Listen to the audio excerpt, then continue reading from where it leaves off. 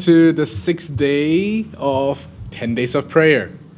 Thank you for joining us and continuing to participate in this prayer time to start the year. And I think SDAG really needs to move forward on our knees. The title for today's reading is called God's Solution to Our Struggle. Last night, we talked about how there are spiritual Christians and carnal Christians. And the fact is, we don't judge others or we try to discover who's spiritual and who's carnal. That's not our job.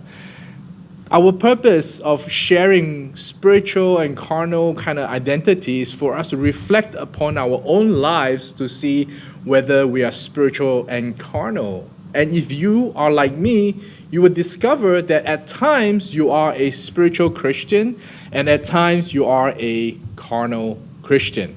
So what do we do? What do we do with this struggle? The verse for today is found in Luke chapter 9, verse 23 to 24. It says, "If anyone desires to come after me, let him deny himself and take up his cross daily and follow me. For whoever desires to save his life will lose it, but whoever loses his life for my sake will save it." See, there's two secrets to transforming yourself from a carnal Christian to a spiritual Christian. And the two things are a constant receiving of the Holy Spirit and a life of unreserved surrender. And the first one enables us to do the second. We've talked about the importance of the Holy Spirit from the get-go, from our day one reading. But the realization is that we must be intentional. The key word here is intentionality. It's easy to remember God when we come to church and participate in the worship service. But last year has shown us that because of the COVID, we can't go to the physical place to worship, and it's easy to forget and neglect God.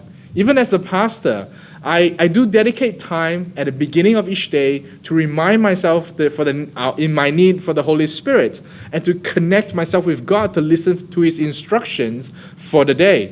But as I go through the busyness of the day, even as I do church work, I can forget and neglect Him.